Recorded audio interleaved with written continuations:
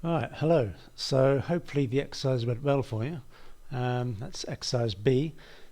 Just thought I'd go over question 4 just in case there were any problems that arose from that. Okay, or even if you're interested to see how it is that I have done them.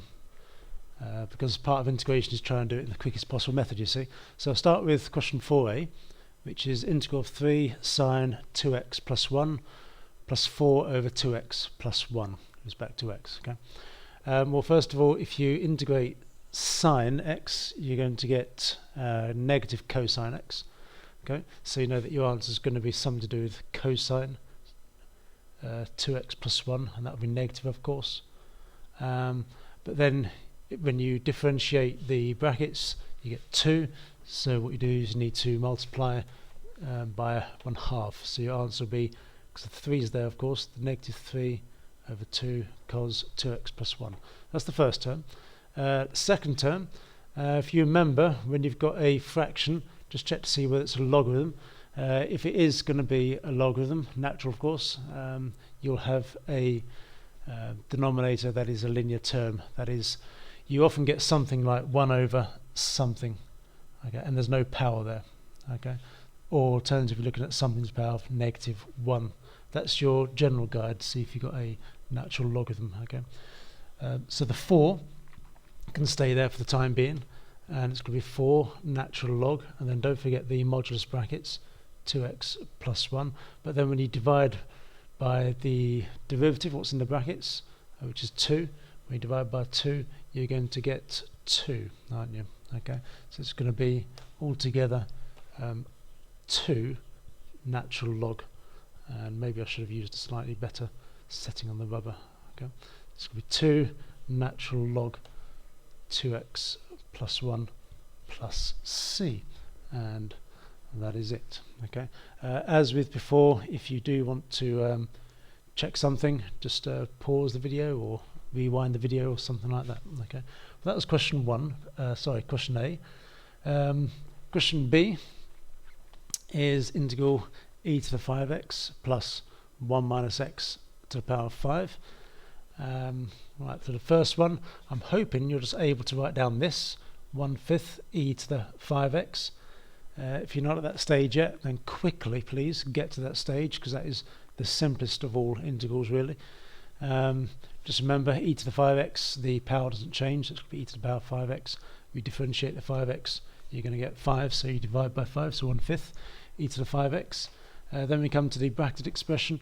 Now what you should do is look at last year's rules of integration. That is, when you integrate, you increase the power by 1. So you're looking at 1 minus x to the power of 6, and what you need to do is divide by that power, so it'll be 1/6 of that. Then when you differentiate what's in the brackets there, you get negative 1. Okay, just change the rubber setting so it's slightly better. So when you then divide by negative 1, your answer just becomes negative 1/6. Okay, so your final answer to that one is 1/5 e to the 5x subtract 1/6 1 minus x to the power of 6 plus c. Do not forget, at all times you can differentiate your final answer to check that you get the actual question. That will also improve your differentiation skills as well. Next question, this was part C. So integral 1 over sine squared 2x plus 1 over 1 plus 2x plus 1 over 1 plus 2x squared. Okay. Well, first one, I'm just going to rewrite this. Okay. When you've got a reciprocal of a trigonometric function, it's often best just to rewrite it in terms of whether it's cot, cosec or sec. Okay. So it's going to be cosec squared 2x. Now the second one, I'm going to leave it as it is, because you should recognise that's going to be a natural logarithm. Remember what I said before, when it's a fraction and the denominator is just a linear term, then it's going to be a natural logarithm. This next fraction though, that is not going to be a logarithm, because see the 2 there, power of 2, that means it's not going to be a natural logarithm. So I'm going to rewrite it like this, see 1 plus 2x to the power of negative 2. Okay, can you see how that works? Okay, this middle term here, that is 1 plus 2x to the power of negative 1, you see, and when you raise the power by 1, well, of course you'll get 0. remember it that way if you wish, but yeah, that's why the middle term is a natural logarithm and the last term isn't. Okay, so I've just rewritten it first of all. Right, the first term, if you go back to the list at the beginning of the chapter and look at your standard integral results, I believe it's result number 8. Let me just write it down at the bottom here for you. If you've got the book handy, you could turn to it. Result number 8, and it says the integral of cosec squared x dx is equal to negative cot x plus c. Okay, and you can see you can just use that result in here, or hopefully by now some of you have remembered that. If you have, wonderful. That is the goal, if you try and remember as many of these as possible, because in the exam you will not be able to look up stuff from your textbook. Okay, so you know your answer is going to be something like negative cot, and because of the angle there 2x, you can have something to do with negative cot 2x. I'm just going to write that in to begin with. Okay, so I'll put the negative there and then cot and 2x, and hopefully you can see that the coefficient is going to be 1/2, because when you differentiate the 2x you get 2. Okay, so divide by 2 and you get negative 1/2 cot 2x. That's the first one. The next one is going to be a logarithm, so let's write that out straight away. Natural log 1 plus 2x, and then differentiates in the brackets, you get 2, so the coefficient there will be 1/2. So 1/2 natural log 1 plus 2x, and this last one, so just leave a little gap. So 1 plus 2x, increase the power by 1, that gives you negative 1, divide by that power, so that's going to be subtract this, and then differentiates in the brackets, that's 2, so divide by 2, you're going to get 1/2.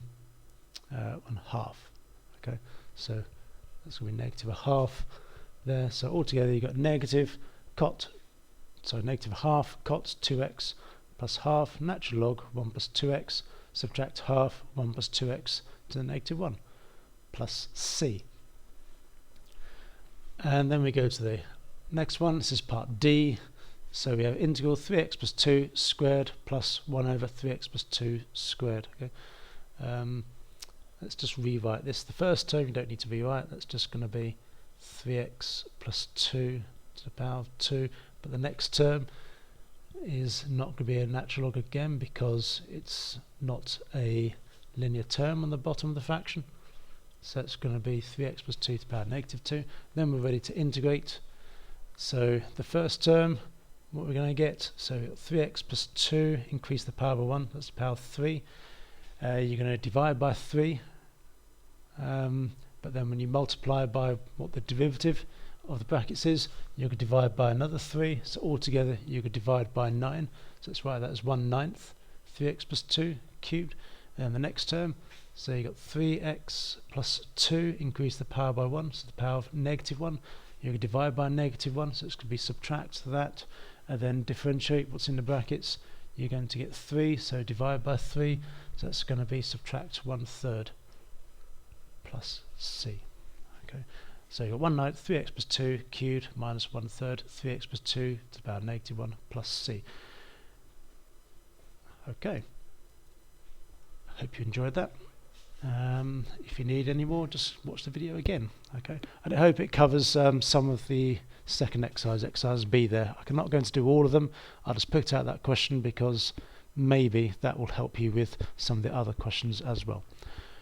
Okay, if this is your last video, then have a good day. If it's your first of many videos, then look forward to the next one. Okay, or if you're just enjoying listening to my voice, then thank you very much. It's always appreciated.